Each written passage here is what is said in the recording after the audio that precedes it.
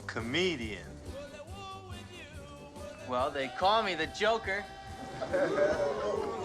Well, I got a joke for you. I'm gonna tear you a new asshole.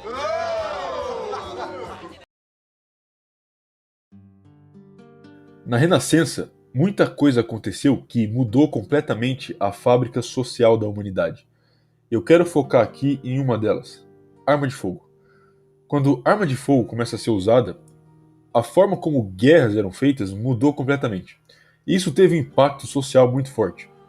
Onde antes existia uma casta própria de guerreiros que treinavam para a guerra durante toda a vida, agora você tinha qualquer um que conseguisse mirar com um pedaço de pau.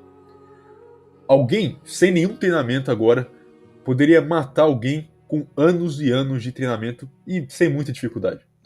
Agora a guerra se torna algo igualitário, democrático, caótico e também extremamente imprevisível.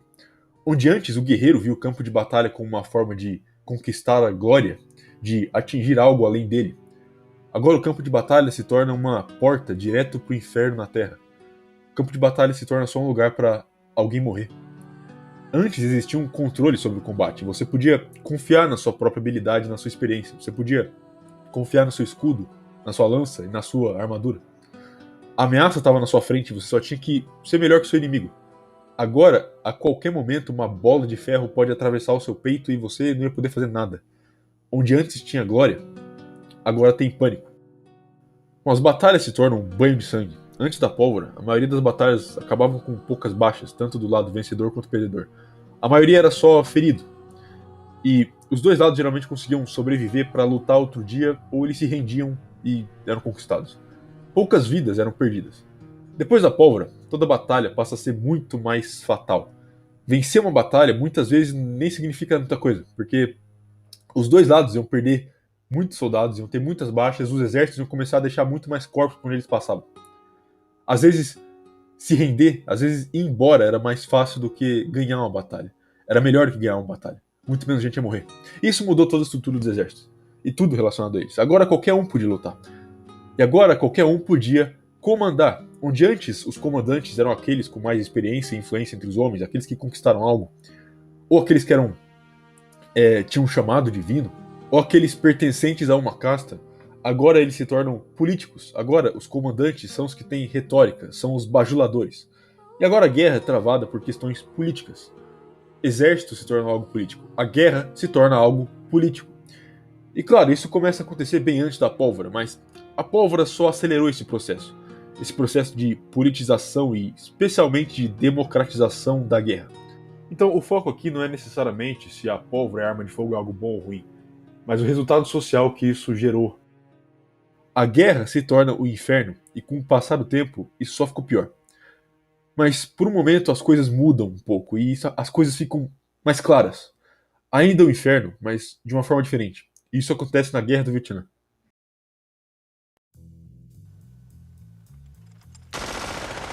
Na Guerra do Vietnã aconteceu algo muito interessante. E para entender esse fenômeno que eu vou te mostrar, primeiro a gente precisa entender a mentalidade do soldado americano nessa guerra. Porque já começa por aí, a mentalidade da Guerra do Vietnã já era completamente diferente de qualquer outra até ali.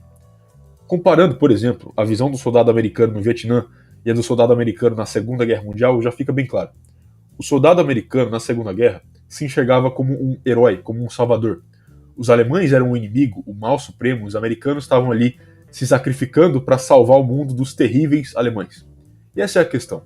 Até o Vietnã, toda a guerra tinha pelo menos na cabeça daqueles que estavam lutando um motivo maior, mesmo que fosse fabricado.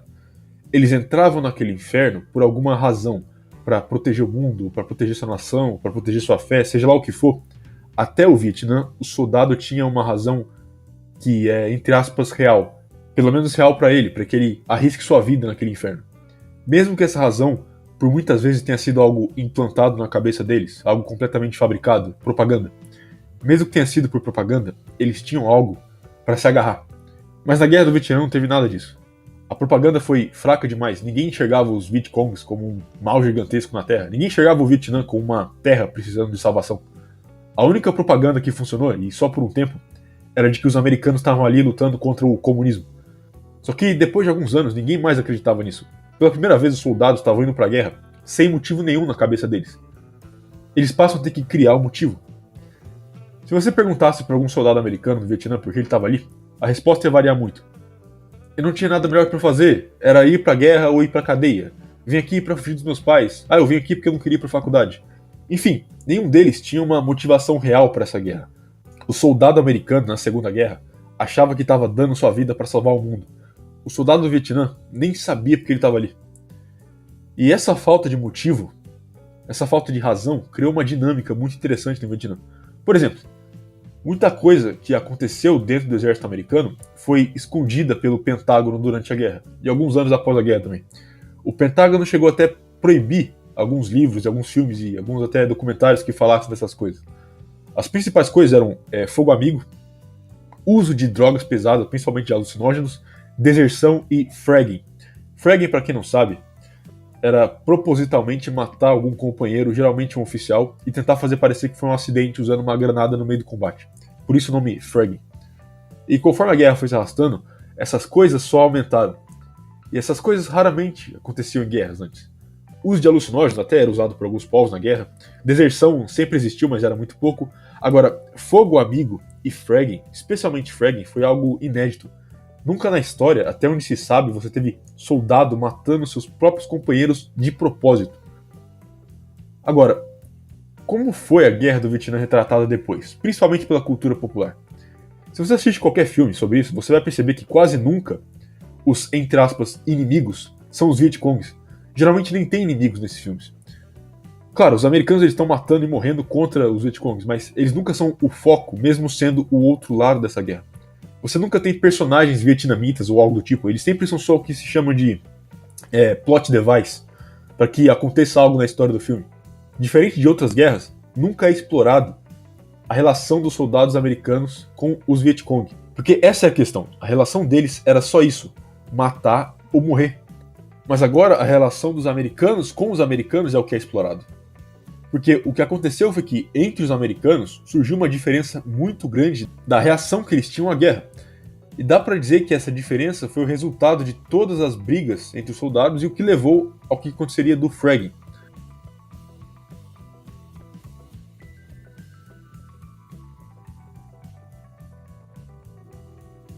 Essa diferença é muito bem ilustrada numa cena do Fullmetal Jacket. Olha só, existiam 3 tipos de homens ali. Os que não aguentavam ver o que estava acontecendo, os que aguentavam ver, mas questionavam o que estava acontecendo, e os que estavam adorando o que estava acontecendo. Isso volta no começo do que eu falei. Antes a guerra era feita por aqueles que eram criados para isso. Mas agora qualquer um pode, e todos eles devem ir para a guerra. A guerra passa a ser muito mais democrática. A questão é que, até o Vietnã, isso foi ofuscado pelo heroísmo da guerra. Mas tira o heroísmo e a guerra se torna o Vietnã. Uma guerra onde cada um luta por si mesmo. Alguns só querem ir embora, alguns só querem matar e alguns só querem chorar. O Vietnã é o resultado inevitável da guerra democrática. Any women or children? Sometimes. How can you shoot women and children? Easy. You just don't lead them so much. Ain't war hell?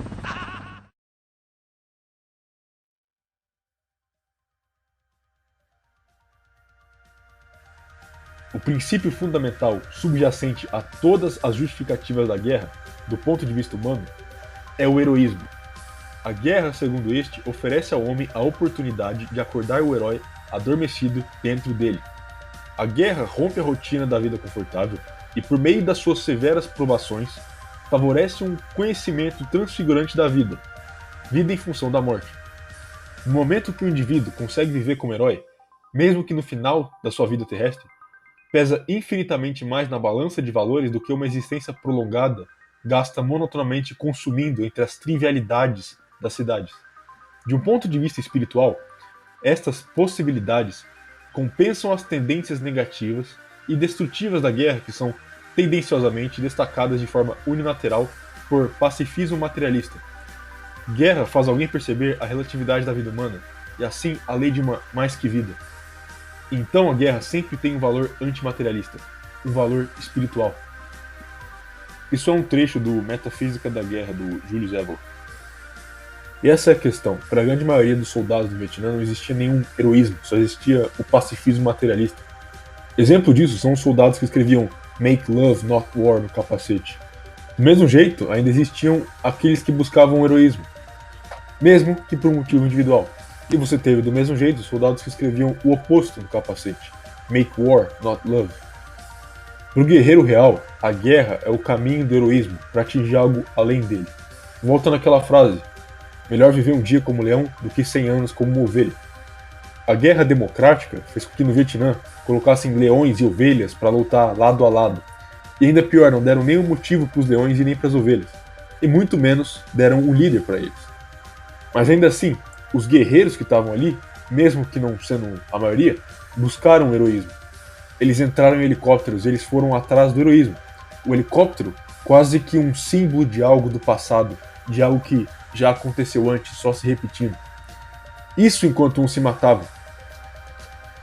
De um lado, o cara gritando e atirando com uma M60, tentando matar um Vietcong, e do outro, o cara planejando matar o oficial com uma granada e fazer parecer um acidente.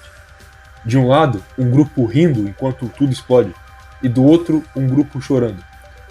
Isso foi o Vietnã. Um lado de heroísmo e um lado de democracia.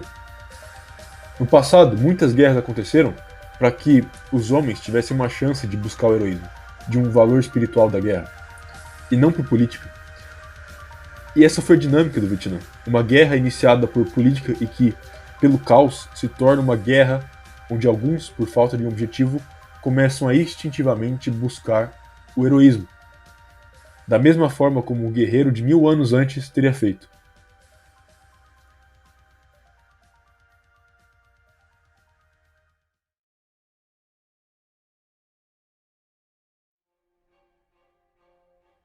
Os citas e outras tribos do norte são descritos por Heródoto como amantes da batalha.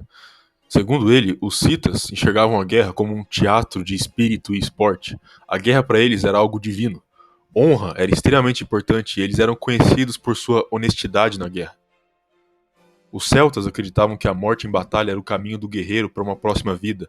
Os germânicos acreditavam que a guerra era o caminho para Valhalla. Os romanos viam a guerra como uma forma suprema de servir aos deuses e a Roma. Quantos cristãos não viajaram por meses para lutar na Terra Santa, travando uma guerra santa? Para eles, Jerusalém era só uma parte, o real objetivo era a luta por Deus. E do outro lado, os muçulmanos viam a jihad como a luta pelo Islã. Para os samurais, a guerra era um caminho de honra. São Tomás de Aquino fala sobre o princípio da guerra justa e de como a guerra não é algo ruim de se ocorrer, se for por uma causa boa e justa e nunca pela busca de riqueza ou poder. A guerra só é o inferno quando feita por política. Então talvez a culpa seja da política e não da guerra.